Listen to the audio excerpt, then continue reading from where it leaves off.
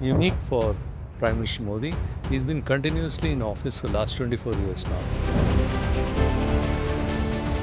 One side of Indian politics always wanted to tilt towards right, and it didn't get any success in electoral politics, which he managed to get from 2014.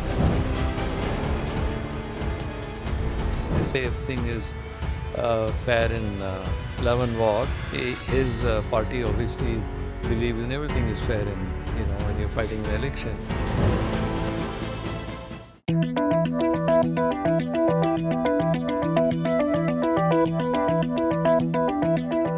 Hello and welcome. I'm Vijay Srinivasan and this is Talking Sense with Srini. Prime Minister Modi is now India's longest serving Prime Minister in consecutive terms, only after the country's first Prime Minister, Pandit Jawaharlal Nehru, breaking Indira Gandhi's record. Interestingly, he's also the first Prime Minister to be born after independence, and he's also the longest serving non-Congress Prime Minister and the longest serving Prime Minister from non-Hindi speaking state. Joining me to discuss more about the man himself in this milestone moment is our editor-in-chief, Mr. S. Srinivasan. Thank you very much. Yeah, hi Vijay. Well, that's a lot of record this evening, but we just celebrated 11 years of Prime Minister Modi. Why do you think that there is a lot of emphasis on this milestone moment? Yeah, you're right actually. As of today, July 25th, Narendra Modi has completed 4,078 days in office. That's right. So it's one day more than Indira Gandhi, which is 4,077. Yeah. And she was in power from 1966 to March 24, 1977. And consecutively, that's a record she had. But if you have to see, with a break, actually she was more number of days in office than Narendra Modi, because she was re-elected in 1980 and she stayed on for another 4 years, and therefore she actually completed 5,829 days in office. So Modi has that distance to travel now to become the second longest serving Prime Minister in office without break. That might, because Indira Gandhi did had a break. But Nehru had no break, and he was continuously in office for 6,130 days. That's why his record is still a very formidable one. And earlier Prime Minister Modi overtook the record of the former Prime Minister Manmohan Singh, who was the longest serving PM outside Gandhi family. Now, what makes, as you clearly said earlier in your question, makes this interesting is first non-Congress Prime Minister who has stayed this long. So it's a record in itself. So that, but you have to see the other numbers in context. That's why I was telling you how it was. Now, there are a number of other things which is unique for Prime Minister Modi. He's been continuously in office for the last 24 years now, because the first 3 terms he was Chief Minister of Gujarat. So actually he's one person who's always been either Chief Minister or now Prime Minister, never out of power for 24 years, which is a remarkable thing in itself. But more than that, if you have to look at the other qualitative aspect, these are numbers basically. That's right. And if you look at, he has managed to actually give a new direction to the Indian politics. Basically, there are lots of arguments, over that. What RSS, his, BJP's mother institution, has been aiming for last 100 years to take India to a path of, Hindutva, that he has managed to do very well in these last 11 years. So if you look at qualitatively what is the, achievement he has done in these years, is this one would stand out. But then if you come to other issues, that if you have to really compare him with, say, Indira Gandhi, how was his prime ministership vis-a-vis Indira Gandhi? Indira Gandhi was authoritarian. That's why it culminated in, imposing emergency, and which she had to pay on electorally. She lost elections, and then she managed to stage a comeback after openly admitting her mistake, that she did excess and she was wrong. So people then pardoned her and then re-elected her. So she was an authoritarian leader, but she did manage to govern India in a certain and take India in a certain direction.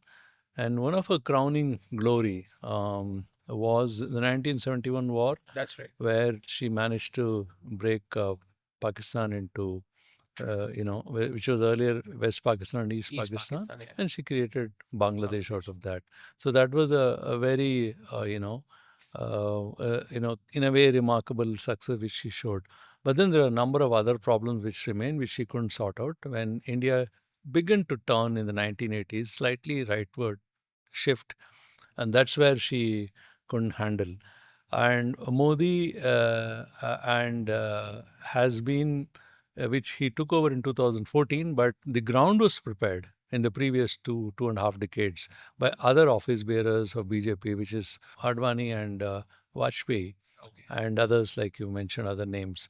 And there are a whole lot of leaders then, in BJP. But primarily it is Advani who led this campaign, and of course supported by RSS, Vishwa Hindu Parishad, and other allied bodies. So the change happened for the Hindutva thinking stream of politics in Indian politics, and this fault line was there since independence. That one side of Indian politics always wanted to tilt towards right, and it didn't get any success in electoral politics, which he managed to get from 2014, and he's been holding on power successively for these years and break these records. And that is why it's that's why it's being celebrated by his supporters very volubly today. Winning elections has always been at the cornerstone of Prime Minister Modi's political career, both at the state and at the centre. If Virat Kohli is a run machine of the Indian cricket team, Prime Minister Modi is very well the oat machine. He's the electoral juggernaut. How do you see his political strategy there? Yeah, so that's very interesting. So it's actually a Modi Shah combination which managed to do this. Mhm. And they have built a very powerful electoral machine, Juggernaut, and which seemed completely invincible Mhm. because the way they crafted state after state. So they had different strategies for different states. They surprised everybody with their second consecutive victory in UP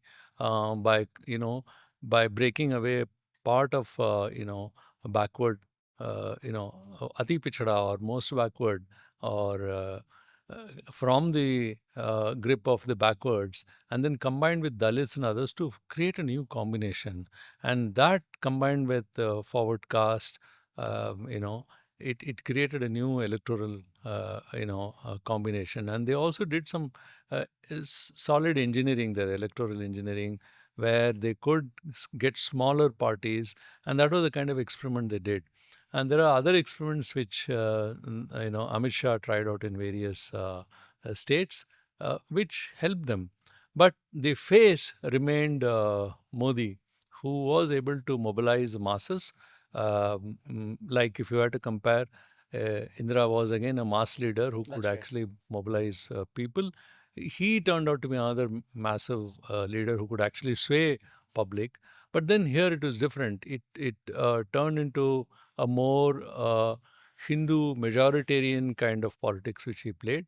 And since the takeoff happened on the basis of the foundation laid for Ram Janmabhoomi agitation, he took it forward, actually built a temple, and has been building subsequently over that. Now, this entire thing got this election machinery which you're talking, state after state, it went on winning election. But there are other things which also happened. Like they say everything is fair in love and war. Mhm. His party obviously believes in everything is fair in, when you're fighting an election. And there are a number of other allegations that the goal shifts have been shifted, and the umpires have not been fair, and institutions are being misused, weaponizing of certain enforcement agencies. Those kind of allegations did prop up in this journey. But largely, he managed to, spread the appeal of BJP with the help of party and RSS, and spread to newer states, except South, some states of South. They managed to spread parties, you know, appeal and party strength in almost in east, in west, in south also. They have come up to Karnataka, and with some limited success in Andhra. I mean, in Telangana and in alliance in Andhra. Maharashtra, they got a major success. So Modi managed to also convert in some of these places, aligning with a particular regional party, and then overtaking them over a period of That's right. time. So that way they have been, like you said, this juggernaut, this electoral machine has done a remarkable job for him and his party. I also feel that there's a great moment to discuss about his hits and misses of Prime Minister Modi's leadership, and I would like to begin with the economy there. How do you think Modinomics has been able to shape India's economy over the years? Well, if you look at the macro indicators, it really look very nice right now. We are actually, if you look at the big economies of the The world, fourth largest. we are one of the fastest growing, That's right. Yeah. and also we are the largest in terms of being the fourth largest economy in the world. And if you look at these indicators, the inflation is the lowest ever right now. They have managed to control fiscal deficit as they manage as per FRBM. But then if you look deep, there are a lot of other issues. The states are crying foul over the devolution of funds. Mhm. And they are saying that, and which to some extent, I agree with them that, the federal principles and the federal laws have not been adhered to in distribution of finances. That's one sore thing remains. But largely, if you look at the direction of the economy, I would say it's more of a mixed thing. The thing is, if you look at a whole lot of other indicators, Mm. the if India has ambitions of growing much faster and much, to give a comfortable life to most of its citizens and people, it has to do much more Mhm. to realize that ambition. This growth rate is not enough what we currently That's seeing. right. So India need to have a higher growth path, Mhm. which Modi government has not succeeded. And let's take some individual issues. For instance, unemployment still rages. You look at industry, the capital goods industry or the manufacturing hasn't actually picked up the way it was expected. Expected. That's right. So though he has given concession, he brought in PLI scheme, he actually both informal and formal sector he tried to make. But again, the employment growth rate remains stagnant. Most of other things, if you see the gig workers, their numbers have certainly increased. Whether it is your Zomato or it's Ola or Uber or Zepto, that has really gone up. But then are employees getting enough? Do they have even some kind of bargaining power or negotiating power with their? Is their relationship unequal? It seems very unequal relationship. Are they getting the wages for the work they do? And also the question of, do they have a social security? I mean, those are the kind of things which is still missing. The other point is about other than unemployment, which remains a cause of concern, the poverty. Now the government has claimed that its poverty has drastically come down, and so the poverty levels overall has come down, and also acute poverty, that has also come down. But there are economists who constantly raise questions over this because of the inavailability of data, because since 2011 a lot of data are not being released. So those are other issues. uh, but if you look at the picture, overall looks pretty rosy, because as I said, fourth largest growing economy, because our GDP is very large, because of the population we have. We are the now most populous country in the That's world. right. But if you look at per capita income, we stand, way below. So even with, say, for instance, UK, with which we had an agreement yesterday, That's right. and they are the fifth largest economy, and we are the fourth. But look at the way the difference in per capita income for both of us. They are about $45,000, and we are $2,200. So there is that variation which actually matters. And so there are a number of things which are good in the economy. But if you look at welfareism. Now, the World Bank and others have said actually praised India for being the kind of very high marks it has given on welfareism. Mm-hmm. That has obviously happened because a large number of population here is now beneficiary to various schemes. That's right. They are getting those schemes, and government is also continued to give 80 crore people, food through subsidized food through ration shops. That scheme continues. So the Jan Dhan scheme, Jam Trinity. which is called Jam Trinity, basically mobile, Aadhaar, and Jandan bank account. account. The interlinking of these three has managed better delivery of last mile delivery of funds to people. Avoiding middlemen. So that's been one, and then housing for poor, gas connections, electricity Mm-hmm. to rural India, which was about, I think, 88% something when Modi took over. It's about 99%, 99.6 or something. Extension of electricity to rural population. Those kind of things have, of course, improved. But yet, there are a number of areas which still remains. A lot of reforms need to be done in GST, um, you know, and there are a lot of other concerns. And if you look at fast-moving, high-frequency data, if you look at Okay. some of them, Okay. even they comparable. If you compare to the earlier era, we somewhere they are. They Mm-hmm. are wanting. It needs a lot more improvement. So in that sense, it's a mixed bag as far as the economy is concerned, and a lot more needs to be done. Especially all its engines should fire right now. Only the service sector, which has been traditionally, That's right. that's what it is. The other engines also need to fire the economy Okay. to really reach the level of growth we are promised.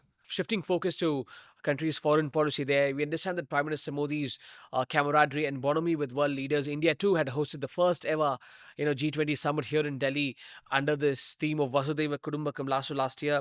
You think has been able to reshape India's global image during his prime ministership? Yeah, so foreign policy has been a very interesting area in which Modi jumped in as soon as he came to power, and he made a very visible, visible foreign policy presence by actually visiting countries, handshaking with leaders, That's right. which was The very beer hugs. widely the bear hugs, and it was very widely, circulated, and there's a lot of propaganda built over that that his bonhomie with world leaders and other, so the real thing is the test is how do we test it on the ground? Hmm. What is actually transition we are able to make? So there are concerns which still remain. One of the things where the world is seem to be backing India, at least Europe and US, at one level, is because of the rise of China.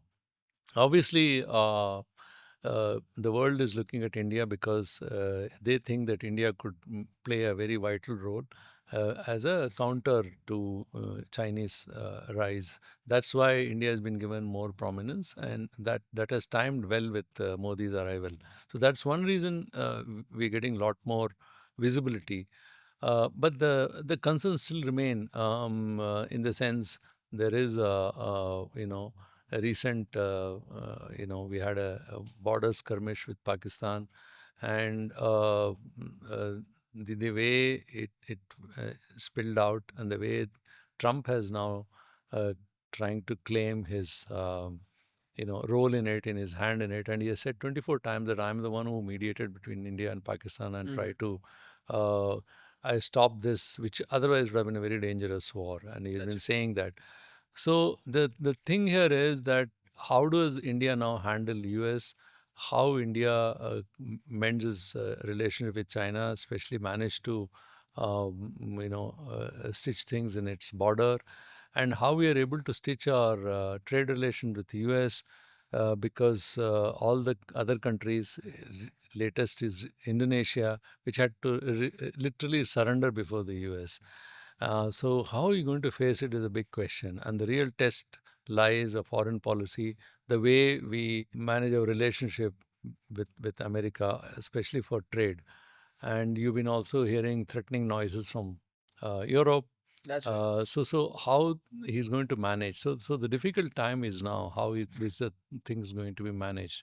Or we are having a difficult situation with our neighbors, whether it's India, with Pakistan, with Bangladesh, with Nepal, even Sri Lanka is now better, but then it's still very so our neighborhood.